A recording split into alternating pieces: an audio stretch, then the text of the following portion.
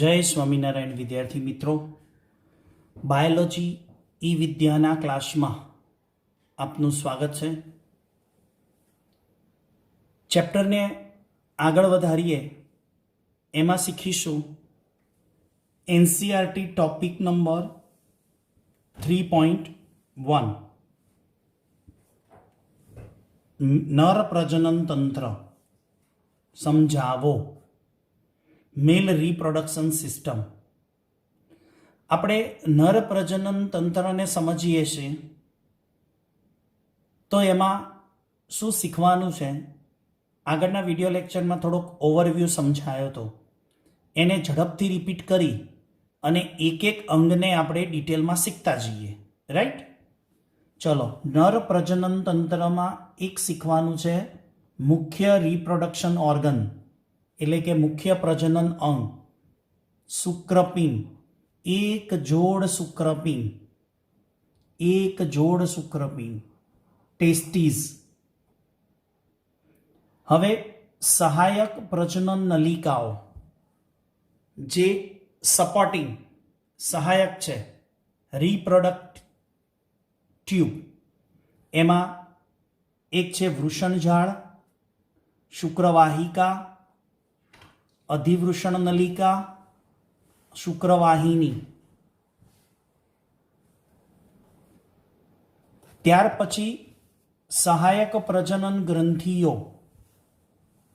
સહાયક પ્રજનન ગ્રંથિમાં એક જોડ શુક્રાશય, એક જોડ બલ્બયુરેથલ કાઉપરની ગ્રંથિ અને માત્ર એકની સંખ્યામાં સહાયક પ્રજનન ગ્રંથિ તરીકે પ્રોસ્ટેટ ગ્રંથિ.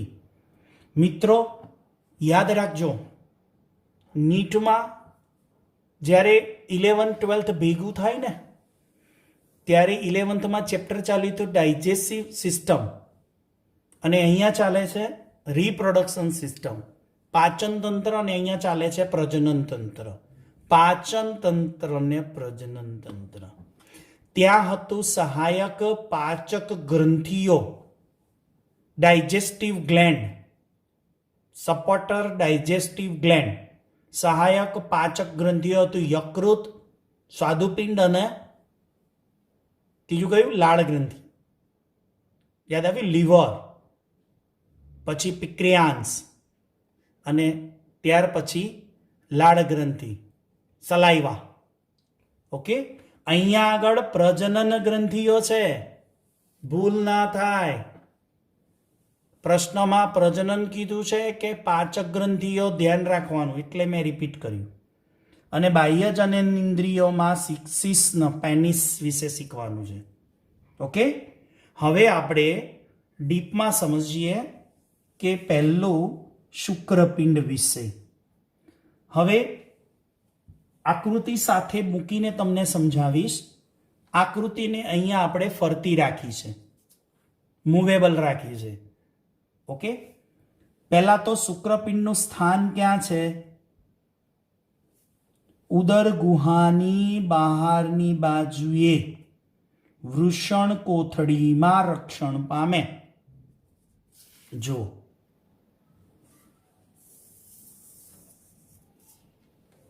દેખાય છે આકૃતિ? ડન. હવે જો અહીંયા છે ને, આ ભાગ છે ને આપણો ઉદર ગુહા છે. ઉદર ગુહા, આ ભાગ, આ ભાગથી ઉપરનો ભાગ ઉદર ગુહા કહેવાય. આને આપણે કહીશું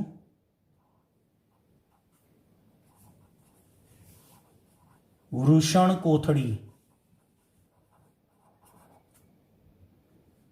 અને આ જે ગુલાબી પર્પલ સ્કેચ પેનથી જે ડ્રો કર્યું છે ને, એને આપણે કહીશું શુક્રપિંડ. આને કહીશું આપણે શુક્રપિંડ. તો આ છે ઉદર ગુહાની આ ઉદર ગુહા પૂરી થઈ ગઈ, એની ઉદર ગુહાની બહાર, શરીરની ઉદર ગુહાની બહાર આ ભાગે નીચે લટકતી એક સ્નાયુમય કોથળી છે. એ કોથળીને આપણે કહીશું વૃષણ કોથળી. તો એ વૃષણ કોથળીની અંદર આ શુક્રપિંડ રક્ષણ પામે. ઓકે, તો અહીંયા લખ્યું છે ઉદર ગુહાની બહારની બાજુએ વૃષણ કોથળીમાં રક્ષણ પામે. હવે એક સમજવા જેવું છે કે એ શુક્રપિંડને શરીરની બહાર વૃષણ કોથળીમાં શા કારણે મૂક્યા? સમજો મિત્રો, ચોપડીમાં નથી. એનું હું એક રીઝન સમજાવું. એક વસ્તુ ચોપડીમાં નથી, એનું રીઝન તમને પણ સમજાવું છું. પહેલાં તો એ સમજી લો જે ચોપડીમાં આપ્યું છે. આપણા બોડીનું ટેમ્પરેચર કેટલું કોઈ કહેશે? બોડી ટેમ્પરેચર કેટલા ડિગ્રી સેલ્સિયસ? 36 કે 37, 37 ડિગ્રી, રાઈટ? આપણા બોડીનું ટેમ્પરેચર 37 ડિગ્રી, 37 ડિગ્રી તાપમાન હોય અને એ 37 ડિગ્રી તાપમાને શુક્રપિંડ શુક્રકોષો સર્જી શકે નહીં. આપણને ઘણીવાર પ્રશ્ન થાય કે આ કોથળીમાં વૃષણ કોથળીની અંદર 12 શુક્રપિંડને શું કરવા મૂક્યા? ઉદર ગુહામાં જ સમાવી લીધા હોત તો? પણ આપણા બોડી ટેમ્પરેચરે 37 ડિગ્રી ટેમ્પરેચરે શુક્રપિંડ ટેસ્ટિસ સેલ શુક્રકોષો સર્જી શકે નહીં. શુક્રકોષો સર્જાય નહીં તો સમજી શકો છો પૃથ્વી ઉપર કોઈ બાળકનો જન્મ જ ન થાય. કેમ? વિચારજો. હવે આગળ, એ સામાન્ય તાપમાન આપણા બોડીનું છે એના કરતાં વૃષણ કોથળીમાં છે ને 2 થી 2.5 ડિગ્રી સેલ્સિયસ જેટલું તાપમાન શું મળે? નીચું મળે. ટૂંકમાં 37 ડિગ્રી ટેમ્પરેચરમાંથી -3 ડિગ્રી તમે કરી દો, એવરેજ 2 ડિગ્રી કરો એટલે કે 35 ડિગ્રી અથવા તો 34.5 ડિગ્રી. એટલા ડિગ્રી ટેમ્પરેચરે શુક્રપિંડ શુક્રકોષો સર્જી શકે. માટે શુક્રપિંડને ક્યાં મૂકવામાં આવ્યા? વૃષણ કોથળીમાં, શરીરની બહાર. હવે શરીરની બહાર મૂકવા છે તો ભગવાને શું બનાવી? નીચે કોથળી જેવી રચના બનાવી જેથી એની અંદર એનું રક્ષણ થાય. અને ટેમ્પરેચર કેટલું મળે? બોડી કરતાં 2 થી 2.5 ડિગ્રી ઓછું, અને શુક્રપિંડ શુક્રકોષો સર્જી શકે. હવે એક મેડિકલ ની વાત, ડૉક્ટરની ભાષાની વાત કરીએ. જો નાનું બાળક જન્મે ને ત્યારે ઘણા કિસ્સામાં એવું બનતું હોય છે, નાના બાળક જન્મે ને એટલે બાળકને જન્મ આપવા માટે મિત્રો કયા ડૉક્ટર જોઈએ? તો તમે તરત કહેશો ગાયનેક. ઓકે, તો બાળક જન્મે ને ત્યાં સુધી ગાયનેક ડૉક્ટરની જવાબદારી. બરાબર, જવાબદારી. હવે બાળકે પૃથ્વી ઉપર જન્મ લઈ લીધો. હવે એ બાળકની અંદર શું ચાલે છે ક્રિયાઓ? બાળક કેવું છે? હેલ્ધી છે? એની સિસ્ટમ કેવી છે? તો એ ગાયનેક ડૉક્ટરની જોડે કોણ હાજર હોય? પીડિયાડિક ડૉક્ટર, ચાઇલ્ડ સ્પેશિયાલિસ્ટ ડૉક્ટર હાજર હોય. એ જેવું બાળક જન્મે ને એટલે બાળક તંદુરસ્તીની દ્રષ્ટિએ ઓકે છે, બોડીમાં બધી જ રીતે ઓકે છે, એવું પીડિયાડિક એટલે કે ચાઇલ્ડ સ્પેશિયાલિસ્ટ ડૉક્ટર ટ્રીટમેન્ટ કરી અને જવાબ આપી દે કે ઓકે છે જન્મ લીધેલું બાળક. કેટલાક કિસ્સામાં ક્યાંક ડૉક્ટરને ખામી દેખાય છે કે બાળકના આ શુક્રપિંડ છે ને ટેસ્ટિસ એ ઉદર ગુહામાં અહીંયા હોય. વૃષણ કોથળી આપી હોય, બધી જ સિસ્ટમ હોય, પણ આ વૃષણ કોથળીમાં શુક્રપિંડ ના આવ્યા હોય. એ શુક્રપિંડ અહીંયા હોય. તમે કહેશો સાહેબ કારણ શું? એમાં કારણ કંઈ ના હોય. હજી એ શુક્રપિંડ અહીંયા જ રહી ગયા હોય. અહીંયા વૃષણ કોથળીમાં બાળકનો જન્મ થાય ને એટલે સિસ્ટમ પૂરી કરીને આવે. એટલે બાળક જે તે અંગ જે તે જગ્યાએ હોવું જોઈએ ને એ પ્રમાણે જન્મે ને ત્યારે તંદુરસ્ત કહેવાય. તો આ ખામી હવે જાય ક્યાં? સર્જન ડોક્ટર પાસે. હવે સર્જન શું કરશે? એ શુક્રપિંડને અહીંયાથી ઉદર ગુહામાં નીચે વૃષણ કોથળીમાંથી સર્જરી કરી અને શુક્રપિંડને ઉતારી અને ક્યાં મૂકે? વૃષણ કોથળીમાં. આવા કેસ બનતા હોય છે ત્યારે ડોક્ટર એનું આ સોલ્યુશન આપે. આ તમારી માત્ર જાણકારી માટે. સમજણ પડે છે ને? લાઈવ ક્લાસમાં બેઠા હોય એવું લાગે છે ને? ઓકે, લાઈવ એટલે ઓનલાઈન નહીં, લાઈવ. હું તો અહીંયા જ્યારે લેક્ચર લઉં છું ને ત્યારે એમ જ સમજું છું કે મારી સામે ક્લાસ ડી અને ક્લાસ સી બેઠો છે. મારા વિદ્યાર્થીઓ મારી સામે બેન્ચીસ ઉપર બેસીને ભણે છે ને એવું મગજમાં ચિત્ર ઊભું થાય, એવું મગજમાં ચિત્ર રાખી અને આ થિયરી ભણાવવામાં આવે છે. એટલે મિત્રો, તમે પણ મહેનત કરી અને બરાબર વિડીયોને અંદર બેસી અને વિડીયોમાં સમજો. બેસીને શાંતિથી હેડફોન લગાવીને થિયરીને પૂરેપૂરી સમજવાનો પ્રયત્ન કરજો. અહીંયા જેટલી રસપૂર્વક સમજાવવામાં આવે છે ને એટલી જ રસપૂર્વક તમારે ત્યાંથી સમજવી પડશે. કેમ કે અત્યારે તમારી અને અમારી વચ્ચે કોણ નડે છે? Corona, COVID-19. આગળ નેક્સ્ટ.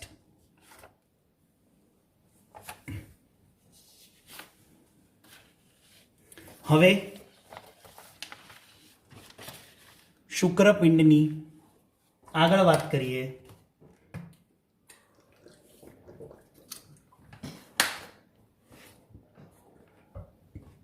તો સંખ્યા એક જોડ એટલે કુલ કેટલી હોય? 2. રંગ ગુલાબી. આકાર અંડાકાર છે. કેવો આકાર છે? અંડાકાર. કદ એટલે કે એની લંબાઈ 4 થી 5 સેન્ટીમીટર. એટલે આ લંબાઈ કેટલી આવે? 4 થી 5. પહોળાઈ કેટલી છે? 2 થી 3 સેન્ટીમીટર. એટલે કે આ એની પહોળાઈ. એટલે લંબાઈ 4 થી 5 સેન્ટીમીટર, પહોળાઈ 2 થી 3 સેન્ટીમીટર. યાદ રાખજો. ઓકે, આગળ આવરણ. શુક્રપિંડની ફરતે એક સખત આવરણ છે. આમ આપણે સખત બોલાય, પણ એટલું બધું હાડકા જેટલું પણ સખત ના હોય હો મિત્રો. ટ્યુનિકા આલ્બુજેનિયા. આ બુ છે. આલ્બુજેનિયા. ટ્યુનિકા આલ્બુજેનિયા. અને ગુજરાતીમાં ટ્યુનિકા આલ્બુજેનિયા બોલાય, ઇંગ્લિશમાં એ ટ્યુનિકા આલ્બુજેનિયા કહેવાય. ચલો, એ સખત આવરણ છે ટ્યુનિકા આલ્બુજેનિયા. આગળ શુક્રપિંડની આંતરિક રચનાને સમજીએ. ઓકે, તો હવે મિત્રો શુક્રપિંડની આંતરિક રચના સમજવા માટે હું આકૃતિ થોડીક વાર બાજુ પર મૂકી અને શુક્રપિંડની આકૃતિને લાવું છું. આ રહી.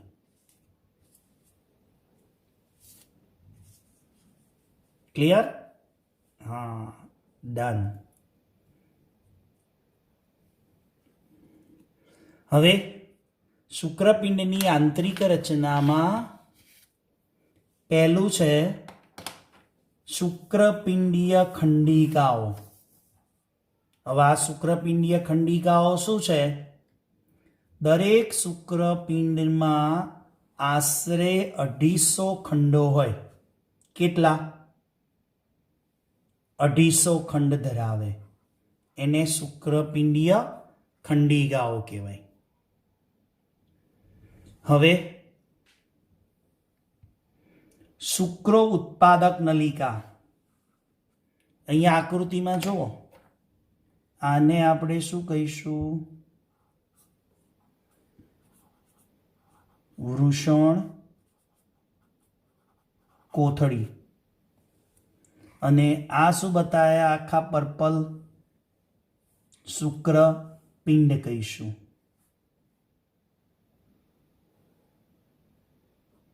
આને કહીશું શુક્રપિંડ.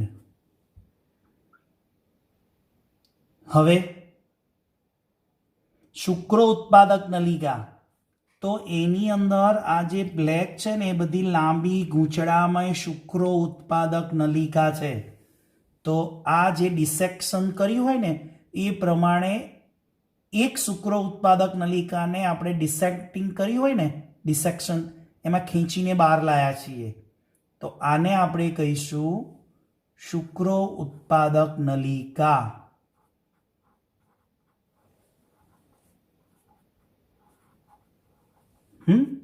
સમજણ પડે છે ને? ઓકે.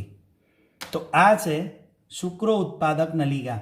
દરેક શુક્રપિંડ ખંડિકાઓ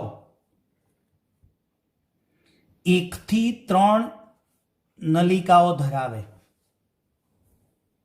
કેટલી?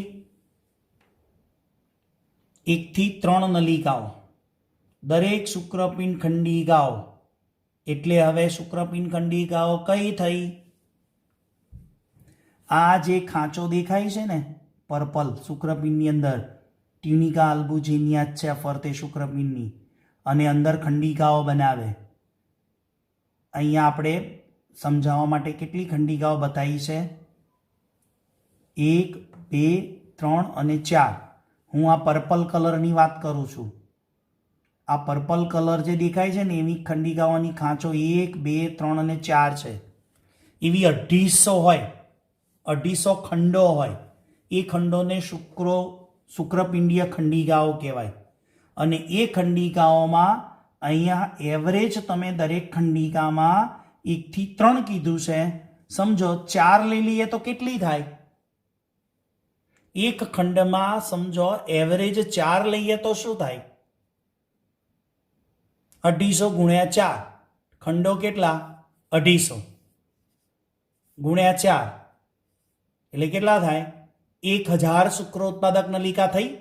તો એક શુક્રપિંડની અંદર 1000 શુક્રોત્પાદક નલિકા હોય. આવું મેં કોઈ રેફરન્સમાં વાંચ્યું છે.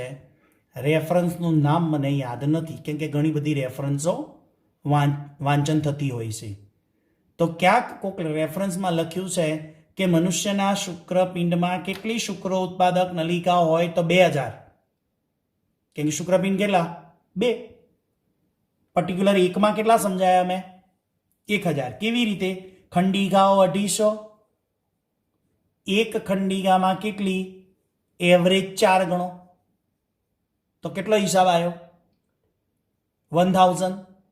એક શુક્રપિંડની અંદર 1000 શુક્રો ઉત્પાદક નલિકા, તો 2 શુક્રપિંડમાં થઈને કેટલી?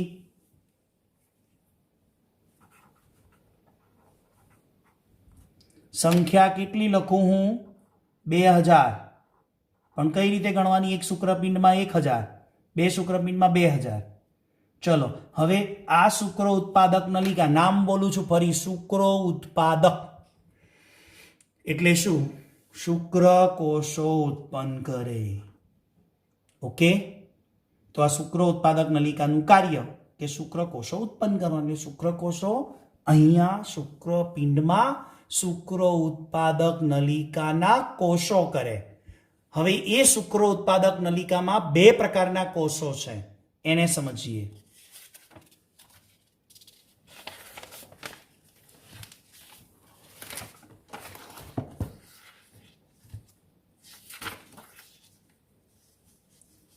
અહીંયા જુઓ, દરેક શુક્રો ઉત્પાદક નલિકામાં કેટલા પ્રકારના કોષો?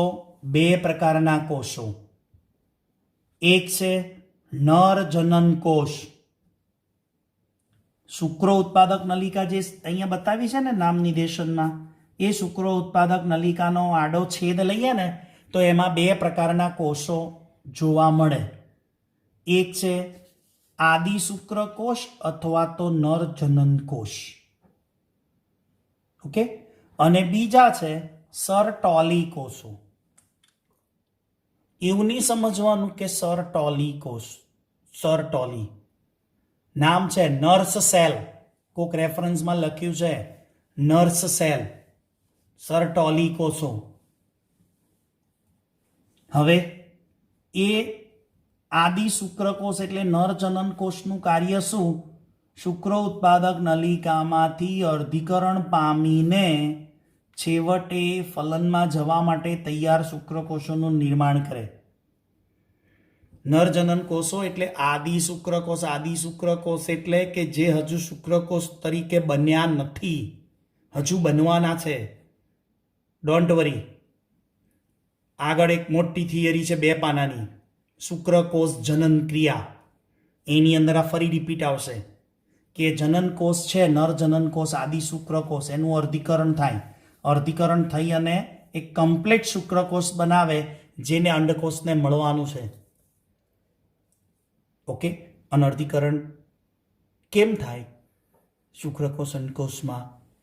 કોઈ વિદ્યાર્થી મને જવાબ આપશે? એનો જવાબ હું બાકી રાખીશ. એ તમારે સમજવાનો છે કે આદિ શુક્રકોષનું અર્ધીકરણ શા માટે થાય.